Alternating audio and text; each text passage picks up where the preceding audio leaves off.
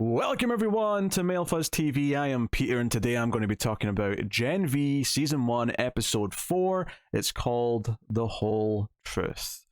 So spoilers for the episode, and the dick stuff has not stopped. I said last episode, this show keeps doing dick stuff, and there's two more at least in this episode that are going to get some discussion, okay? There's so much dick stuff in the show. Needless to say, I was a little surprised that, well, I wouldn't say I'm that surprised, but the cliffhanger at the end of the last episode left us in this moment where Emma was in jeopardy with Sam in the woods, and I thought we might see the next part of that. And when the episode began, I was like, oh wait, they've already gotten out, and Shetty and Co don't know what happened. My first thought was, well, what happened to, like, there was like soldiers in the room at the end. That was the cliffhanger. But of course then they go outside and there's bodies all over the place. Like, Sam clearly went on a rampage to get them out, which is fine. There was an initial, just a little bit of disappointment, just a little bit, and I'm just getting that out of the way because I really liked this episode. It was full of great things. It was making me laugh a lot. The Tech Knight. See, I can't even get it. Tech Knight's whole thing, right? So he's this guy who does like a trashy investigative TV show where he investigates stuff, but he's a super whose powers I'll just basically describe as Sherlock powers. He notices little things like your sweating, your heartbeat, your pulse, all these sort of things, and can tell when you're lying, can notice your pupils dilating and things like that, and is very good at kind of just determining things. It's very much Sherlock, right? It's the Sherlock Holmes thing. And he's here to investigate Golden Boy, and it becomes clear as the episode goes on that he knows basically why why Golden Boy did what he did, why he killed himself, even though he says that's what he's here to find out. But what he's actually there to do is just kind of make up, like, find a good story that they can sell to everyone so that the public think there's a culprit. So they're basically going to make a patsy out of someone and ruin someone's lives by saying, hey, they caused Golden Boy to do this, they're behind this in some way.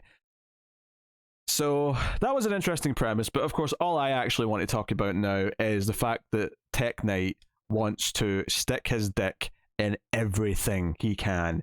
And I noticed after the classroom scene, because so there's like 3 or 4 big main things that he's in, right? He's in a scene or a montage where he's talking to the various main characters about Golden Boy, and he's making them uncomfortable, uncovering truths, whatever. Then he's in an episode in the classroom where, did I say episode? There's a scene in the classroom where he picks Marie, intentionally so, as an example of how to show how to break a witness, or break a suspect, I should say, how to get them to tell the truth. And when he starts asking questions, he can tell she's lying about certain things, about the day Golden Boy died, like why she was going to see Brink, what happened during the fight, her motivations, all these things, and it results in her finally coming out with the fact that Jordan was the real hero that day, who fought Golden Boy, and all that stuff. And that's all fine. That's stuff we've been waiting to get out in the open. That's all good. But I did notice that when he's talking to Shetty afterwards, he picked up something at the end of the scene.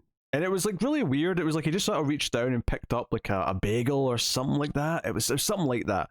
But it was sort of like a blink and you miss it, and I didn't really think much of it. I thought, that felt intentional, but at the same time, I can't imagine what him picking up a bit of food off the table even means, if it means anything.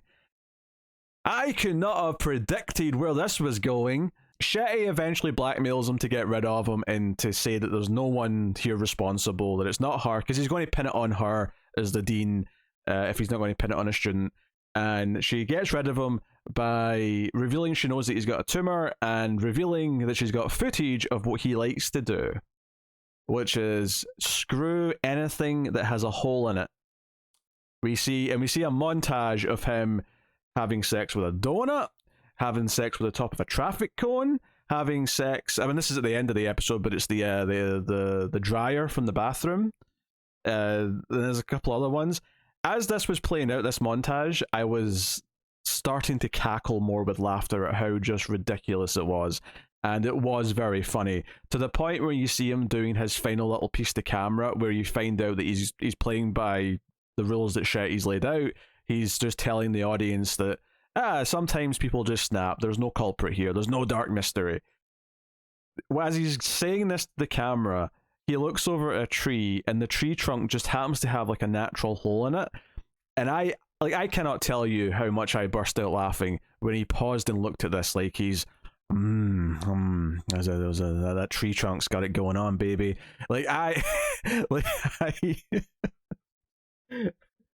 This was hilarious to me, and it's funny because it's an animate object, so it doesn't matter outside of the, it's not very sanitary. Like a donut, as long as he's not putting the donut back in the clean pile, whatever, who cares? He's going to throw it out. But like the hand dryer in the bathroom, like everyone has to use that. Come on, that's disgusting. But it's really funny. I don't think something like a broad concept has made me laugh quite as much as Tech Knight, which is a stupid name, first of all. But Tech Knight just sticking his dick in any kind of hole, like anything with an orifice, he wants to put it in. That is really funny. And I don't know if it's funny from a conceptual point of view. Like, as I say it doesn't sound funny, but seeing a montage of him doing it is funny. Especially the traffic cone, because he's kind of awkward. It's not like any smart person might, tip the traffic. I mean, are they that smart if they're screwing a traffic cone? Yeah, probably not. But let's assume that you can have a smart person who's also having sex with a traffic cone. You would think you would put the traffic cone on its side, go from the side. But no, he leaves it upright, so he's kind of, it's like he's teetering on top of it, and like he's sort of, like, it's not even like he's on all fours, because he has to angle his ass so far up in the air. He's almost like a triangle as he's trying to have sex with this traffic cone. So I know this is the cutting edge and deep analysis. Deep. Actually, the other thing that made me laugh is that when he's signing off at the end with his TV show after he sees the tree trunk, because his show's called The Whole Truth, and his catchphrase is, I won't rest until I find the whole truth. At the end of the episode, when he says it, he kind of emphasizes the word hole just a little bit much, that also made me laugh. Like, this was secretly him talking about finding holes. Oh, it's just, it's too funny. Oh, this was, yeah. So, that was the thing. Let's just get the little dick thing out of the way. I want to, like, the others are worried about where Emma and Sam are. And they think Sam might be in trouble because she's disappeared. They found the tracker that she had, but it's long gone. They find it in like the desert near the campus or something like that. So clearly it fell off on the way to somewhere else, if she's not dead. So they're worried, and they're sort of debating what to do. They're not all that friendly with each other yet, but the relationships do progress here. There's a bit more of Andre and Kate kind of bonding. Certainly. There's not too much with them this episode that I really want to say. I did forget to mention last episode that Andre's dad knew about the woods and is kind of in on it. Maybe he's not actively involved, but he's definitely turning a blind eye at the very least. In an effort to find where Emma is, Marie goes to a student who has psychic powers. And he makes a couple of dumb jokes, which are whatever, right? Bit poor taste, but fine. If he's going to help, he's going to help. And it turns out that he intentionally, as opposed to unintentionally, you know what I mean? Like, he uses his powers to rape women, right? That's the best way to put it. He uses hypnosis powers to basically turn their brains off, and there's just like a sort of cut to, I don't know if there's a cut to black and then it comes back up, or if it just cuts straight to the scene, but it just cuts to Marie sitting in his dorm room in his beanbag, and he's got a bathrobe on and his dick's out. And it's like, oh shit, what's this? He says it's not what it looks like as he's standing there naked. And part of me was wondering, like, what could it possibly be? If it's not exactly what we all think it is, if it's not what Marie thinks it is, what could this possibly be? He's basically trying to the deep Marie. But that's not a really good sentence. It doesn't flow very well. The deep doesn't really work well as a verb, but that's what he's effectively trying to do. Now, interesting thing that I noticed right off the bat here is that when he turns around and he's wearing the robe, and you hear banging on the door, who turns out to be Jordan banging on the door, demanding to be let in. It's clearly because Jordan knows this guy's reputation and wants to help Marie and protect her. All very good. But when he turns around and you can see his junk, I did notice that it did look fake. Like, it looks CG.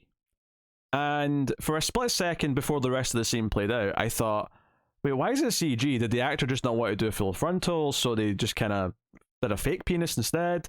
And of course, the reason why it was CG quickly became apparent, because then Marie... Well, you know how they always say blood flows to that when you get excited? Well, Marie seemingly for the first time... When I say for the first time, I don't mean it's the first time she's done this to a penis. I mean, it is the first time she's done this to a penis, I'm pretty positive on. But it seems to be that this is the first time she's controlled blood that's not exposed. Like, typically when she controls blood, she has to, like, cut something. There has to be blood around for her to manipulate. This seems to be the first time she actively manipulates it when it's still inside someone's body, which does suggest that she could probably do what, what's-her-face was doing in The Boys. She could probably just make people explode if she wanted to. You know, based on this scene, but we see this dick get fatter and fatter until it goes pop. It pops. My life flashed before my eyes. I got the fear. The fear was rampant, but of course this asshole deserved it, so you could also enjoy it for the bloody good gore that it was. Marie and Jordan kind of bond here. They argue more about stuff and about what to do. But ultimately, Jordan points out that they made kind of a good team busting that guy's dick, because busting makes them feel good. I just had to say that, I'm sorry. So that's all fine. And their relationship develops throughout this episode, particularly after Marie comes out with the truth during the classroom. Afterwards, Jordan comes to speak to Marie and says, I didn't want you to do it like that. You kind of threw yourself under the bus. You keep doing dumb things, but I don't think you're stupid. And they get kind of close, and it's kind of clear that some of this... you know, hostility might have been some sexual tension, right? And Jordan turns into male form and kisses Marie, which is not necessarily what she was, like, inching for, but she does seem into it, and they start making out a little bit. And this is when Emma comes in from her other side of the plot, and I did think it was funny the way she said there was a lot happening. That also got a laugh out of me. The delivery of the line was just very good, the way she was kind of surprised that there's so much going on. But this was an interesting direction. I did not see the romance coming. I think it's kind of it's a cool way to go, because now we get to see someone who has hostility with Jordan, but not for like shitty bigoted reasons, but more just because they clashed at first.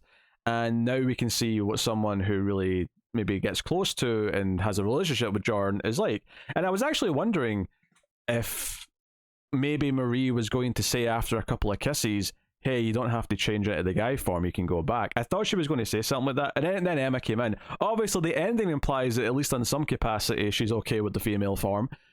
But we'll talk about that in a bit. But they seem to have spent the night together at the end of the episode. After Marie loses time, like with the psychic guy, which doesn't make sense because he wasn't in that scene, and there's no reason to think he would have been anywhere close by. So I don't know if they're implying there's kind of an after effect that's kind of triggered in her from that experience. But it was definitely a lot like that happened earlier in the episode, where she was suddenly in his room. Now she was suddenly... because especially since the way it cut the previous scene was very abrupt mid-sentence, like something interrupted everything. So I'm very curious as to where all the characters are and what their recollections are of that night. And indeed, do they remember that night? And if they do, then what happened to at least Marie, if not all of them? I don't know. I'm very curious to see what we're doing with that awkward cut at the end, which is very intentional. They're definitely going for something here. So super exciting on that. But what gets us to that awkward cut? Obviously, we have the Emma plot with Sam, and they're having more chemistry. They have a lot more bonding happening. They're making jokes about each other, and it's all kind of sweet, and it's all nice, and it's maybe a little too nice where you think, oh, okay, the other something bad's about to drop to sort of ruin this happiness a little bit. And it seems to be quite quickly where Sam ends up on his own looking for something to eat, and Emma's a full size by this point, it's worth mentioning. Sam hears some music, and we hear the music, and it sounds like clown music or like kids, like fairground music. And we get a full, expansion of this next time we see him, which is he's straight up hallucinating, talking to someone on TV. In fact, he's talking to television's Jason Ritter, which I have to admit, despite the fact that this was a scene that was telling us that he has actually got some mental problems that might be connected to his powers, or they might not be. This might just be regular mental illness, and he just happens to also have superpowers, which makes it kind of dangerous. So while the woods was not the place to do it, there is clearly a reason maybe why he isn't just left alone, right? There's a reason why they want in some capacity. I'm sure they're doing a lot of nefarious things. They're probably they're experimenting on him. They're doing a lot of bad shit as well. But on some level, there's a reason why he was in a place like that in the first place.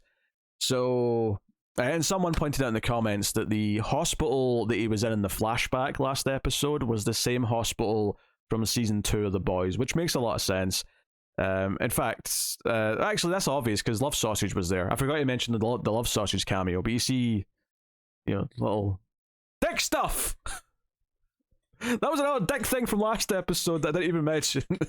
He ends up running off, but I have to admit, despite how serious this scene was, I was getting to this point, I was laughing, like, the second time he said, "Shut up, television's Jason Ritter," like, that really made me laugh. The fact that he kept saying it that way was really funny to me. As if Jason Ritter's like a huge star. Like, I mean, he's alright, I've seen him in a few things. He was pretty rough, and he was pretty rough in Freddy vs. Jason, but he was okay in that Netflix show he was in about the superhero kid. But it was making me laugh. But he eventually runs off because he wants revenge. The voices are telling him to go after this doctor at the woods, someone who worked with Brink and Shetty. So he jumps away like the Incredible Hulk. He jumps and makes big craters and keeps jumping over buildings. So that leads to Emma going back to the campus eventually, and they all get involved and they're like, oh shit, we know where this guy lives, the scientist that he's going after. So we have this big climax where Sam goes into or Sam's already in the house, sorry. We see the scientist come home and the dinner's on the table, but it's not been served yet. And then his family are scared in the kitchen and it's a bit tense. And then in come our characters, our main team. Andre uses his powers, gets the shit kicked out of him a little bit. Marie goes to use her powers. Emma tries to stop him. Emma stops her, sorry. Emma stops Marie from using her powers, tries to talk him down, tries to, say, hey, we're together again, we'll sort through this. She tries to talk him down. And obviously Kate starts trying to take off the glove because that's how she calmed him down in the flashback before, and he's like, hey, don't you dare touch me again. Like, that's a thing. But it's not the only time she gets told that in this episode. Tech at one point in the interview, she starts taking off her glove and he says, like, if you take off that glove, I take your effing hand. Which was a very, like, mean and direct, like, threat. Like, it wasn't, like, even just sugar-coated. It was very, no, I will just straight up, like, react violently. So eventually Marie does also whip out her powers and she kind of makes, like, blood ropes and tries to, like, hold him with those and sort of pulls at his neck with them. And Emma comes up with a plan, and this was a question that maybe, I don't know if I pondered before, but I was definitely thinking it at some point in the last 3 episodes, as we established the rules for her getting small and then big again, is that can she go bigger? Can she go beyond her normal size? And sure enough, she goes into the dining room where this, like, meal is ready for the family that's not been touched, and she starts wolfing it down. And then the end of this is her coming out, maybe, I don't know, 30 foot tall, something like that. She's pretty huge. Maybe 20 foot, I don't know. I'm not good at judging heights, especially when they're unrealistic heights, but she's like at least 2 stories tall, maybe 3 stories. But she's naked because obviously her clothes have just ripped apart because she's freaking huge. So everyone's being very modest about it, but she pins down Sam and promises that they're going to, like, help him. So but this is kind of where somewhere mid-sentence it just cuts to black, and then Marie wakes up next to Justin, that's basically the end, barring our one final Tech Knight screwing an inanimate object bit, which I appreciated. I need some levy I need some levy. I almost said lavatory because it was in the lavatory. The whole truth. This was interesting. I enjoyed them all working together. I love when shows like this bring their characters together. I like that it's not drawn out absurdly long. I think we're on episode 4 now out of 8, and the fact that we're at a point now where Marie and Jordan are very different in their relationship as to what they were from the episode 1 or even last episode. I think that's great progression. Emma and Sam bonding, but Sam having genuine real issues that they're going to have to deal with. He's not just a prisoner. There is actually something there, and maybe it's not his fault. Maybe it's not even natural. Maybe this is something that's developed because the scientists have been doing stuff to him. This could be a result of their experiments, and that's a possibility. It definitely reminded me a little bit of Black Noir and the last season of The Boys, and him seeing the cartoons. Partly because, along with television's Jason Ritter, there was also a puppet of the Deep. So the puppet made me think of the animated characters. So I like how some of this stuff does connect with things in The Boys in terms of ideas, but without being the exact same thing. Your mind can kind of link the two and say, yeah, these are similar ideas, so it feels that they're the same world. It feels like they belong in the same set of rules, but it's not the exact same thing, and it's not like pointed out overtly. Like, it's just something, yeah, if you remember that in The Boys, you'll go, hey, that's kind of similar in a way that doesn't feel like they're just rehashing the same idea again. So, no, I thought that all this was really fun. Again, I got a nice sort of rush of excitement seeing them all work together towards the end. Now that we're at this point where we know about the Woods in some capacity, they might learn more from Sam. They're probably going to have to hide him somewhere, which is kind of a big deal because Shetty and Olive Vought want him back. Although, actually, no, Vought don't know he's missing yet. Shetty's keeping that on the down low. So I guess it isn't Olive Vought that want him back. It's just Shetty and our closest collaborators who want him back. Eventually, they might get found out though, and we'll see if that leads to something. But I like I say, my big thing here is just the more the episodes go on, the more I seem to be enjoying the characters' connections and finding sweet elements to them. And this was a big thing in The Boys as well, is how much heart it actually had, despite how edgy a lot of the humor and a lot of the dark subjects it was tackling.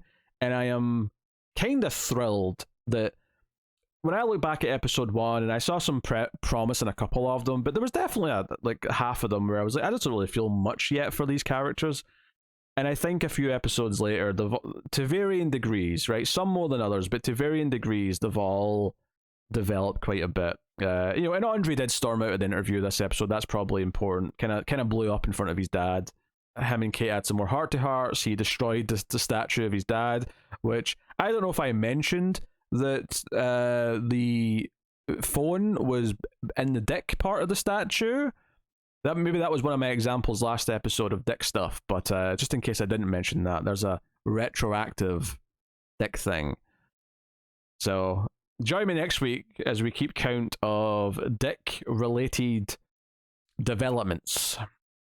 But anyway, no, it's a good episode. I think the characters are becoming more likable, and I think the tragedy of Emma finding someone who she's really connecting with, only to then have to deal with the fact that he does have some serious problems that she's going to have to help with. And that could be quite uplifting if she does stick by him, if she does want to really help him get through it. And maybe there are some better answers in this because it is a fictional TV show with superpowers. Maybe they can mitigate what's happening to him. Maybe he can get over it in some way. But regardless, for now, it is quite interesting that, no, he actually is dangerous at times because he's delusional, and they have to find a way to contain that, and it'll make it harder to hide him when Shetty and co are looking for him. So no, good stuff. Excited for more. What was your favorite object that Tech Knight molested in this episode? Let me know in the comments. I'm curious to hear. But that is my thoughts on episode 4 of Gen V. The ball's kind of rolling now properly into it. I was looking forward to watching this episode after a really strong episode 3, and I'm looking forward to next week. I am, however, glad that we're now weekly. It was a pain in the ass fitting 2 extra episodes of this show on top of all the regular TV like review recording in the last week. So I do appreciate that this switches to weekly after the first little batch. And I'll keep beating that drum with all these streaming shows. The binge method is horrible, and I don't like it. But anyway, thank you very much for joining me. I appreciate it. You can support all the content and help keep all the reviews coming by going over to patreon.com/MailFuzzTV and getting some bonuses for your trouble and help us over there. You can also hit the like button and become a YouTube member. You don't get as many bonuses by being a YouTube member, but you do get the monthly Columbo reviews that I just started last month. So we're coming up soon on episode 2 of that. I'm looking forward to watching another one. But that is everything. So thank you very much for joining me. I always appreciate it. Keep watching TV. Have you got any vanilla?